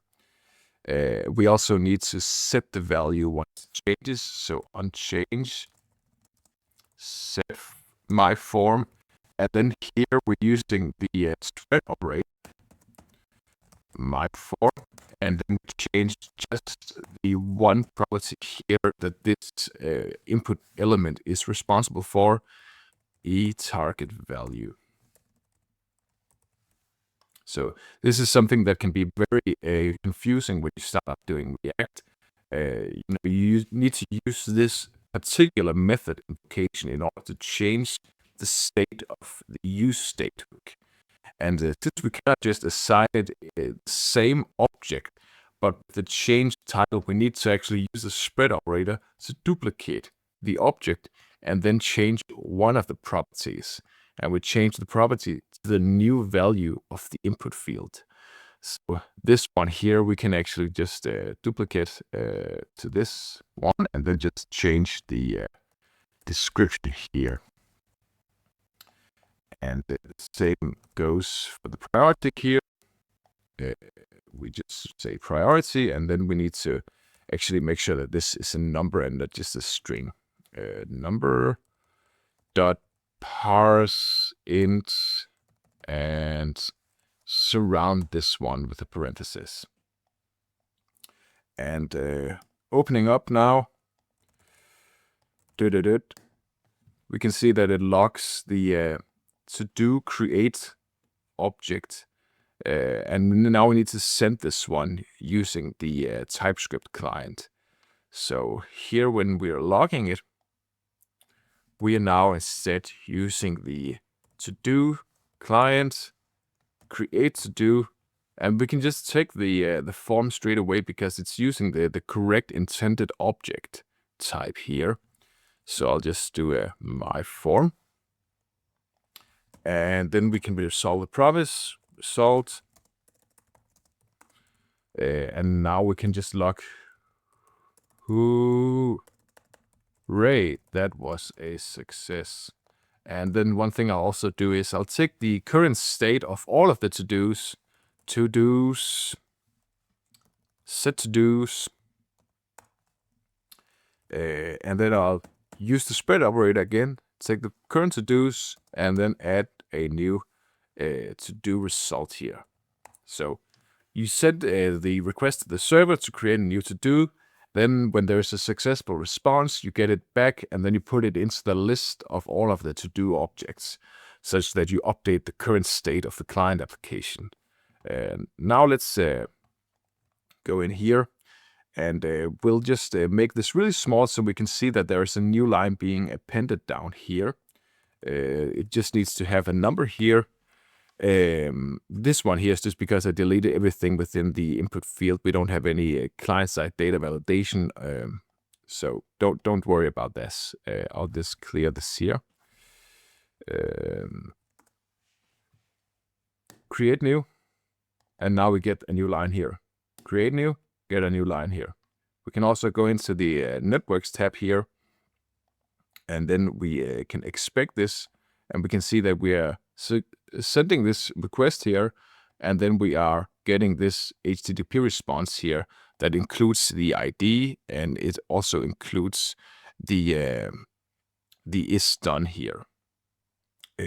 So this has actually been the creation of a full stack to-do application, a very, very small one, but nevertheless, it is a full stack to-do application. So of course, now that we have new code in our client application and our server application, we want to deploy this to the cloud again. So what we can do is, inside of the folder where we have the Docker file and the TOML file for the fly.io, we write fly deploy, and we do the same thing inside of the client application, and we do the same thing inside of the server application in a different terminal. So fly deploy, and it already has the configured environment variable, so the database connection string, so we don't need to configure that again. And after a little bit of waiting, we now have the finished deployments here. So let's open up the client deployment. And it opens up the UI here. And there's going to be a little bit of cold start. So because the app has not been in usage, it's going to start up. It's going to take about 4 seconds. So it's done now. That means for every concurrent refresh now, it's going to be fast. And we can make some kind of task here with it to do, priority, create new to do, and we get it down here. So the application works. There is server-side data validation, basically everything.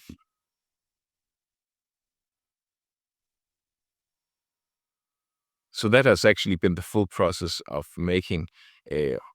So that has actually been the full process of setting up a full stack CRUD application with .NET and with React. So every concurrent feature from now on is actually super fast, because we can just go through all of the layers really quick, because all of the boilerplate is there. So I'll try and just show you how quick we can make another feature. So let's go into WebStorm here. And now I want to make a checkbox for each of these to mark it as done. So I'll make an input here, and then I'll make a type, and I'll make checkbox, and then I will also make value be the t.isDone. That means that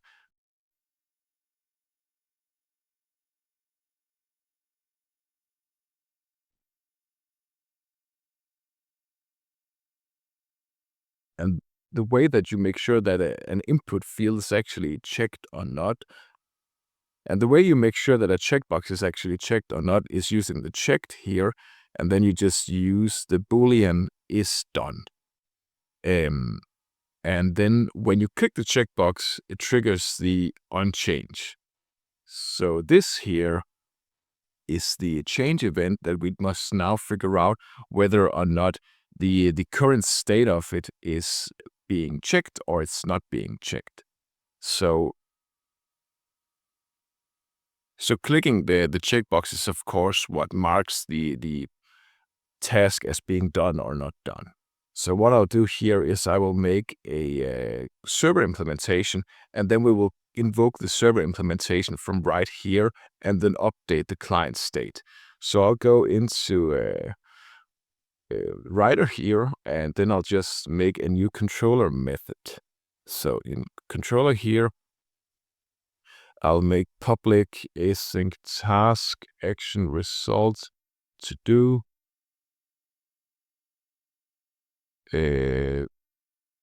mark to do as done or not done, or just toggle checkbox, toggle done. Naming is so hard. And then I will take the ID from the to do. So you could either just transmit the entire to do.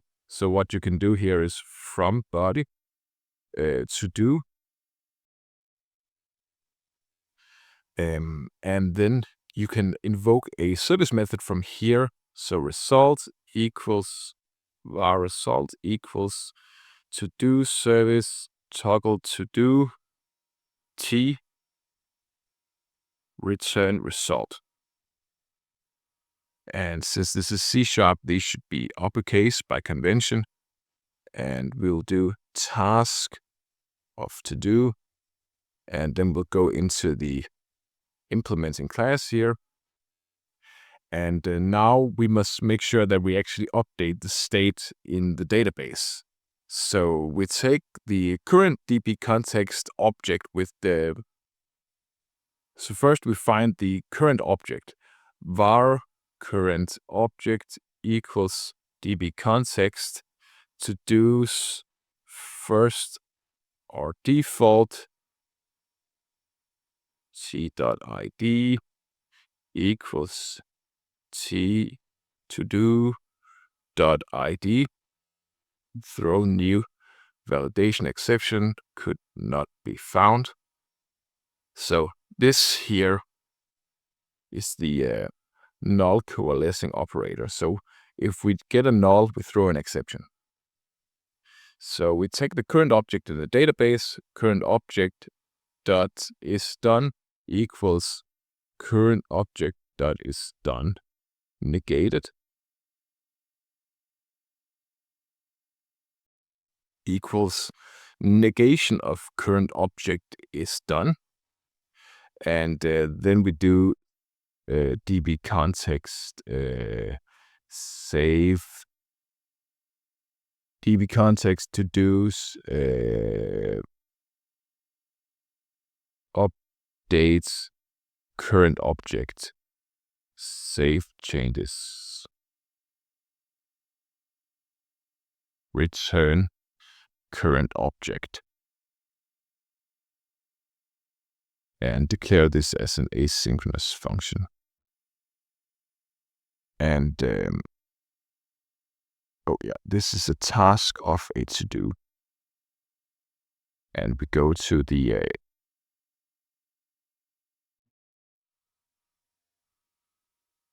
and I'll just go back to the interface here. Make sure that we're using task to do. Yes, looks fine. Go back to the controller. Await this invocation here. And now we will just rerun the backend here. Oh yes, and we of course have to put the route attribute here, name of toggle done. And then by convention, we should use either put or patch when we update something. It's just an HTTP verb. It's not a big deal, but that's the convention to use. So now that we are triggering the new rebuild, so now that we're running the API again, it will also rebuild the TypeScript client file, which means that the generated client file here now also contains the toggle function here.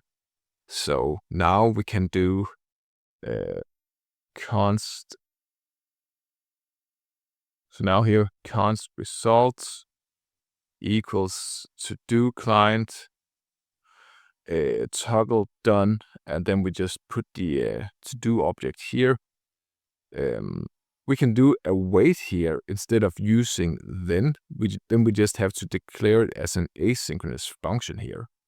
So now we have a to-do object, and then we can replace the to-do object in the list of to-dos. So now this part is actually a little bit tricky because we need to find the current to-do object in the list of to-dos we have. So we go to the to-dos, and then we get index of the t here. So this is the element over which we are iterating. So I'll just give this a variable, const index equals todos dot index of t. Then we know which number to replace. now we need to make a new duplicate object in order to update the state. Const duplicate equals spread, and then todos, and then duplicate index equals results. Okay, so now we have a new array that we are replacing a certain index inside of, and then we need to set the state with this new array where the index of the to-do item is replaced with the new result. So we can write set to-dos, and then we use the duplicate here. There is a more condensed way of writing this, but I wanted to do this in multiple statements such that you can very clearly see what's going on. npm run dev, open up, and now it's gonna call the API, and now you see this little checkbox. You click this one, and now it's marked as done. And it's also marked as done on the server, which means that if you refresh this one here, we have it down here. This is the last one. And naturally, we should also end off with just committing everything that we have here. Git commit message client app. Git push origin master. And that was actually it. Thank you for watching.